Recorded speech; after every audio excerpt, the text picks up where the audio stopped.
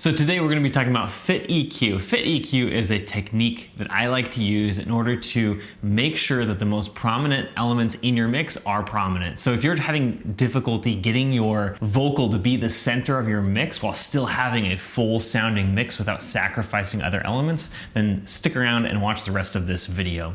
Also, if you haven't already, there's an EQ and compression guide that you can pick up for free right below this video.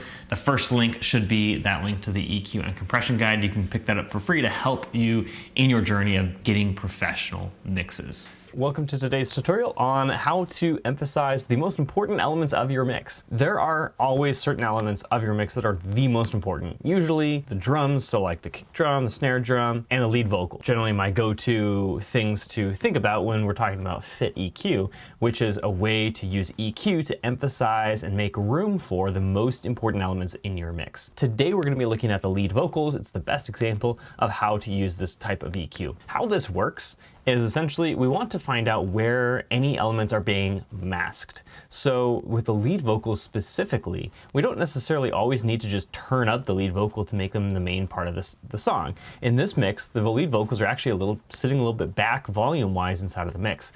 Today, we're going to use EQ to actually bring those out, but not actually make them louder. Let's talk about masking a little bit. So masking is a phenomenon that happens in sound where if there's a sound and then there's another loud sound that is producing the same frequency, even though they're different sounds, they will kind of blend together and you won't be able to hear either one of them.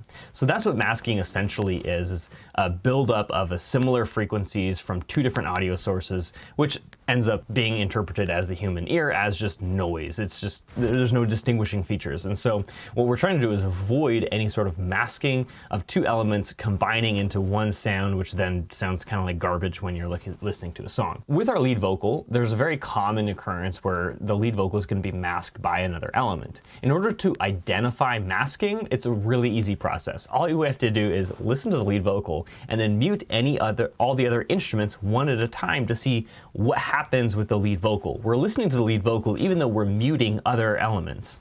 And then all of a sudden the lead vocal will generally just pop out when we mute a certain instrument. And that is telling us, oh, there's masking going on there. We know which elements are involved with the issue, and then we can start to identify how to fix it. So let's dive in. I'm just going to loop this section of the song, and I'm going to mute all the other instrument buses and find out where the masking is occurring with our lead vocals. But this whole time, make sure you're listening to the lead vocal, not the instrument that's being muted.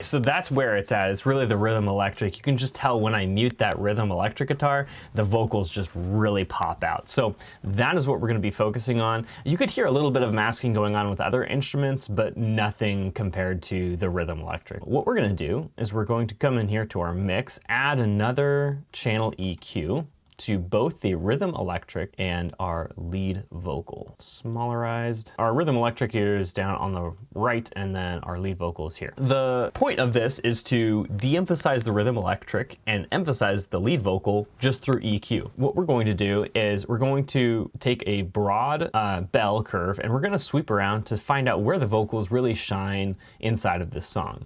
And then we're going to do the same thing over here and de-emphasize that same exact section. So if I find, say, 1K sounds really good in the vocals, then I'm going to go to 1K in the rhythm electric and cut that.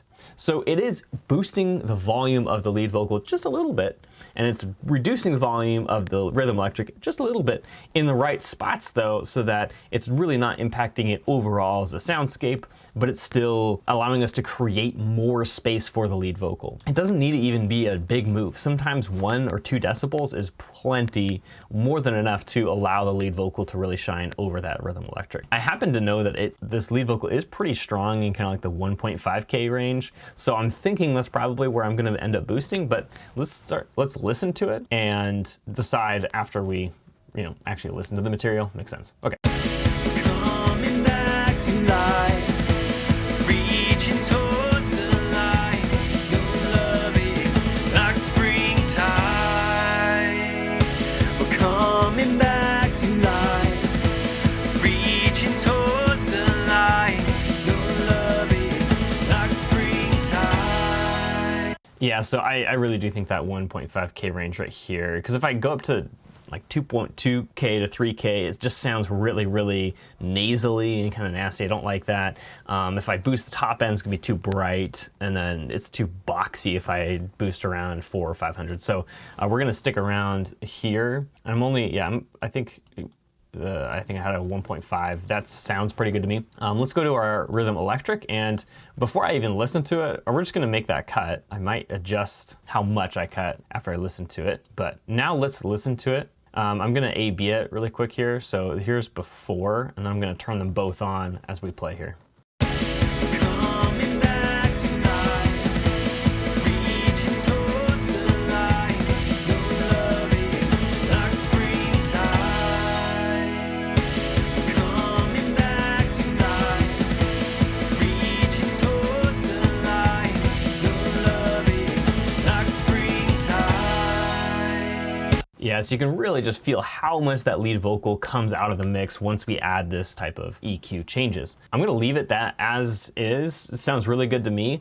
It does reduce that rhythm electric presence just a little bit, but I'm okay with that because that sacrifice is more than worth it to emphasize the lead vocal in this song. So that is Fit EQ in a nutshell. I will probably go through this song and do maybe one more instrument, maybe my snare drum, because I think that I want to bring that out a little bit.